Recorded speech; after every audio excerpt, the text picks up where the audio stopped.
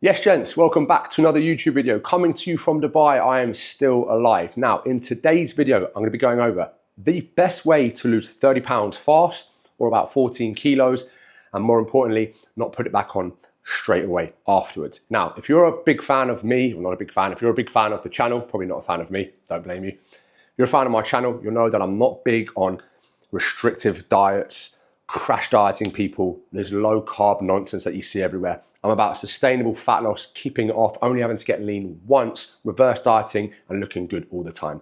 But if I had to take off 30 pounds at a nice quick rate, this is what I'd do. Now guys, I've helped guys lose 20 pounds, 30 pounds, 50 pounds, 100 pounds. I've helped hundreds of men lose thousands of pounds.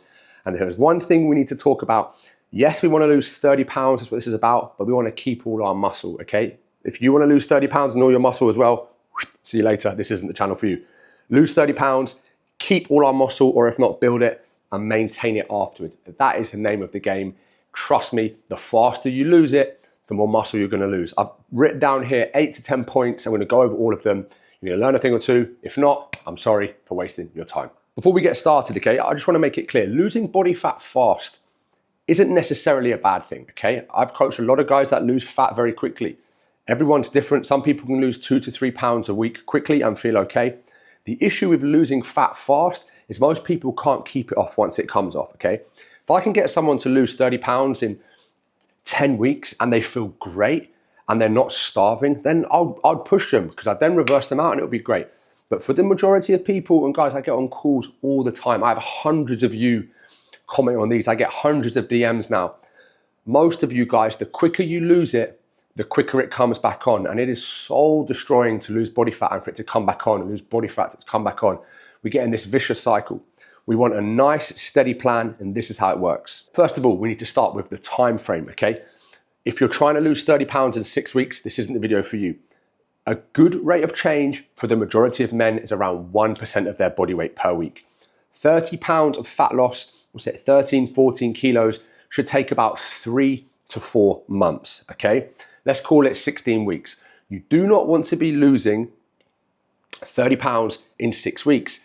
The first 10 pounds of water, then we've got a load of muscle, we've got a load of glycogen, and then we also have some body fat. We both know that person that lost it that quickly starved themselves to get down, didn't eat carbohydrates, and put it all back on again afterwards.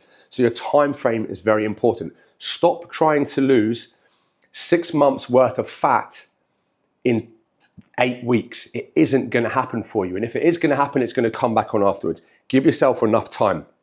I'm filming this video in March. Summer's about 16 weeks away. So this kind of ties in nicely to getting in shape for summer. Most people are going to go on like a 12 to 16 week fat loss phase around March, or a 12-week fat loss phase in April to be lean for July.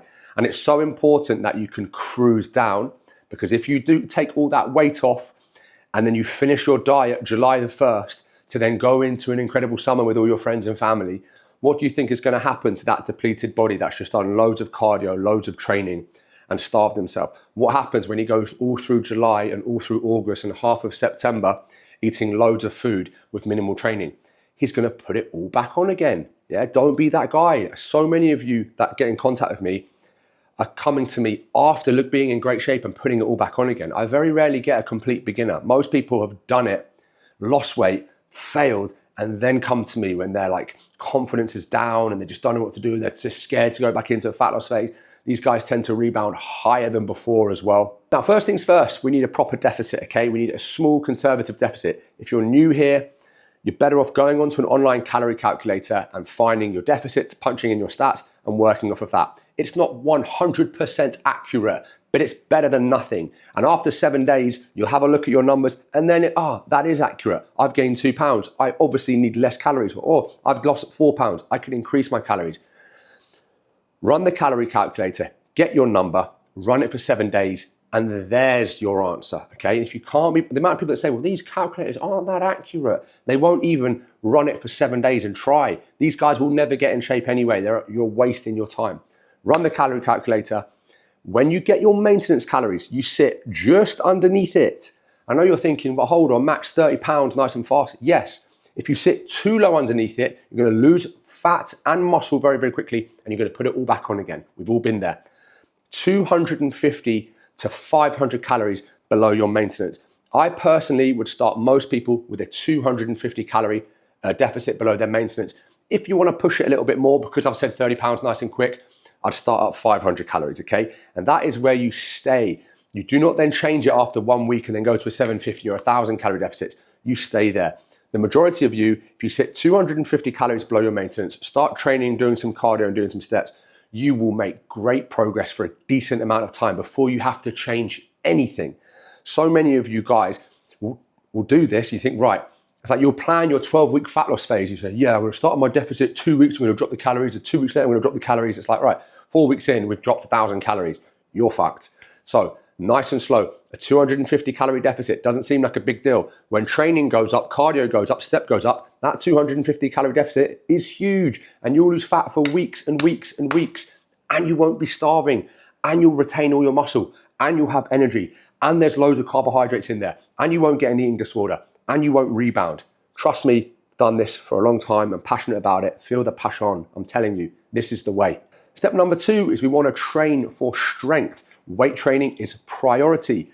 I know you're going to think, yeah, well, Max, I got told cardio is great for fat loss. Yes, cardio burns calories. Steps burn calories. None of them build muscle. Training burns calories and builds muscle. But don't go into the gym and exercise. Go into the gym and train. So you have a training plan, okay? A 3 to 4 day a week training plan is plenty. You need to get stronger at this training plan over time. So you can't be changing it every 2 minutes. You can't be running your friend's training plan, then doing a class, then doing this, then doing that. You run a 3-day, I'm getting cramp in my bicep while I'm talking to you. You run a 3 to 4 day training plan where you're trying to get progressively stronger over time, running these key compound lifts. If you're training 6 days a week, you do not train hard enough. If you're training 7 days a week, you will not build any muscle. If you're training 5 days a week, I still would argue you're not training hard enough, or you've got too much time on your hands and you should probably try and do something else. I am a coach. All I do is this, and I train 4 days a week. How do you train 6 days a week with a full-time job and a family? I'm a single guy living in Dubai, train 4 days a week. I have plenty of muscle and I'm very, very lean, and I've been able to maintain it for years and years and years, and it's pretty easy. Train for strength, get stronger over time. Squatting, deadlifting, pull-ups, chin-ups, dips, incline presses, heavy rows, lunges, all of these movements, getting better at them over time is going to pack muscle on your frame. And because you're in a very small conservative deficit and you've still got a decent amount of food in you, you'll probably be building muscle and losing fat at the same time. But one thing's for sure, if you put your calories down to 1750 from day one, you're not building any muscle, are you? You're losing it, and you know it, and you're going to crash and burn. Now, as we're trying to lose body fat relatively quickly, it is important that our output comes up nice and high, ideally nice and quick. Normally, I'd say a small amount of cardio and a little increase in your daily steps, and start there and creep in as you go, kind of like creep up over time. But because we're trying to pull 30 pounds off fast, I'd start cardio relatively high. Relatively high for me, if you're training 3 days a week, I recommend 3 15-minute sessions at the end of your sessions. So let's say you're training for an hour, 45 minutes of weight, 15 minutes of cardio 3 times a week. That's 45 minutes of cardio there. You have 4 days off a week. On 2 of those days, do another 30 minutes. Steady state cardio. So straight away, we've got 45 minutes split into 3 15-minute blocks post-workout. Then we have a 30-minute session somewhere in the week, a 30-minute session somewhere in the week, and we still have 2 full rest days. That's a decent amount of cardio to start with. I wouldn't start most people there. I'd just have 1 30-minute session or even a 20-minute session. But because we're trying to pull it off nice and quick and summer's coming, that's how I do it. Steps, go to your phone, health app, click on steps. Do 2,000 to 3,000 steps more than you've been doing for the last 6 months. Don't think you can go from a couch potato to doing 20,000 steps a day.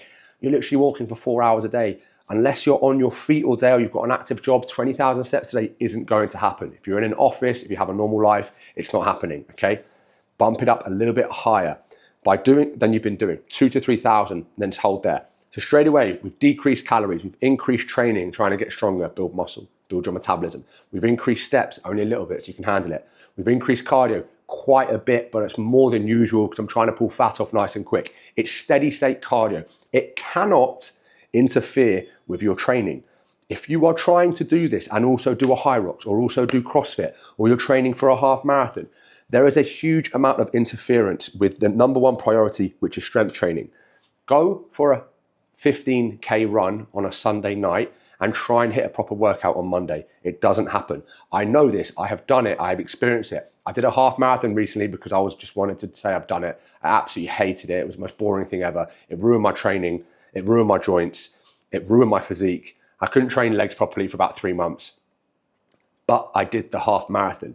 If your goal is to lose 30 pounds and to have muscle, strength training in a deficit. If your goal is to be good at running, do the running. Don't try and do it all at once. Now, obviously, when it comes to calories, guys, I've said that we're going to create this deficit via output, but we have started with that small deficit. This is such a big one. I feel like I kind of went through that a little bit quickly. I'm having calls at the moment. Probably I get on maybe like 7 to 10 calls a week with guys from here that watch these videos. Everybody slashes their calories too low too quickly and then wonders why they can't sustain it. It's not because there's anything wrong with you. Of course you can't sustain it. What full-grown man over 30 can sustain 1,700 calories for the next 6 months? Nobody can. And then there's going to be a time where they need to eat more food and they'll put on loads of body fat because their metabolism has got used to consuming 1,700 calories. So when they go up to 2,200, 2,300, it's a heavy surplus for them and they just can't maintain the low level of body fat. But over time, you will hit some sticking points and you are going to have to make a decision. Either you're going to reduce your calories, increase your cardio, increase your steps, or increase your training. Because we've kind of gone in pretty hard with training steps and cardio, it might be an idea to drop these calories. This is why I don't want a 500 or a 750 or 1,000 calorie deficit to start with. I want a 250 calorie deficit so that when I make the change and drop 250 calories out, number one, it's okay for you because you're having a decent amount of food. Now it's slightly less food. And it will start pulling kilos and kilos of fat off you again, and the engine keeps running. If you've dropped, imagine this, 6 weeks in, you're at 1,750 calories, you've lost 15 pounds because you lost 10 pounds of water in the first 2 weeks, and now you're really, really hungry. And I say to you, right, Dave, I know you're really busy, I know your wife is pissing you off, I know you've got 3 kids and a newborn that keeps you up all night, but let's take those 1,750 to 1,250 and completely destroy your life and you won't get a boner again for 6 months. What's going to happen to you? You're going to quit, you're going to rebound, and the fat comes back on. Small increments, even dropping 200 calories every few weeks, then waiting. 200 calories every few weeks or a month or so waiting. I know we're so eager to pull this body fat off yesterday because we're so impatient, but I've literally made a business on people doing that. Don't do that. Do it slowly. I've said it before, made a video on this. You only have to get lean once. Guys, I've been lean for fucking 10 years straight and I'm not putting on any fat soon. I've got guys that are getting lean once, reversing out and staying lean. Pulling 30 pounds off fast, it can be done if there's an exit strategy, which I'm going to get to in a second. Remember, there's no right or wrong here. You can lose 30 pounds nice and quick. Maybe you take it off in 10 weeks and you did 3 pounds a week. If you feel okay and if your calories are quite high, that's fine. But if you're running 1,500 calories a day and then you're taking off your 3 pounds of fat a week, but you're feeling super tired, you're starting to get crazy hungry, it's a one-way ticket to a heavy, heavy rebound. We've all been there. I've coached hundreds of guys that have done it. Even I did it after my first competition that I did years ago. And I literally know exactly what I'm doing with this stuff. It literally takes over. You cannot control the hunger and it completely consumes you. So whether you pulled off 30 pounds in 30 weeks or you did it quite quick and did it in 12 weeks, at some point, hopefully it should be off. From here, you come to a very important part of this stage, which is, am I going to maintain this weight loss and look very good? Am I going to slowly build my calories up so I can really maintain it and then start building more muscle? Or am I going to rebound and put it all back on again? I would recommend the first two. So once you get to this point where you pulled your 30 pounds off, slowly increase your calories back to maintenance. This can be done over a 4 to 6 to 8 week period. You don't go from 1,500 calories in a fat loss phase into a bulk because you feel skinny. That's how you get fat. You creep your calories up. You keep your cardio, your training, your steps the same. And then you creep your calories up again. 250 calorie increase per time. You might get away with a 500 calorie increase in that first jump. But again, this is something that ideally a coach should be looking at and communicating with you. This is why I coach people and do this myself. By the way, if you want my help, links are below. You don't have to, it's all good. Slowly increase your calories. By having an exit strategy and reverse dieting out, I've literally made full videos on how to do a reverse diet. Not only will you maintain the 30 pounds of fat loss, you will increase your metabolism or recover your metabolism. You will build a load of muscle and you'll start to drive calories up, start to build muscle from a really lean place and maintain that 30 pounds of fat loss.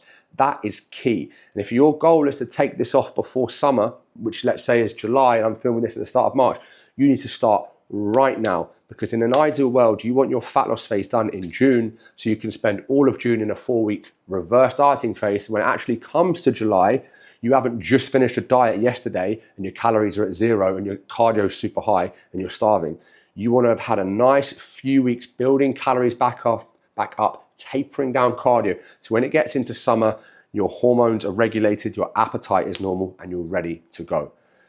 I know it was a bit of a ramble, 17 minutes, couldn't help myself. I had some notes here, didn't look at any of them. But guys, if you like this style of content, let me know. If you want me to coach you, I'm happy to help. My links are below. If you don't want one-to-one coaching, I've got a great school course which I've built. I've go over everything in there in way more detail. If not, the fact that you guys watch these videos makes my day. I'll see you in the next one.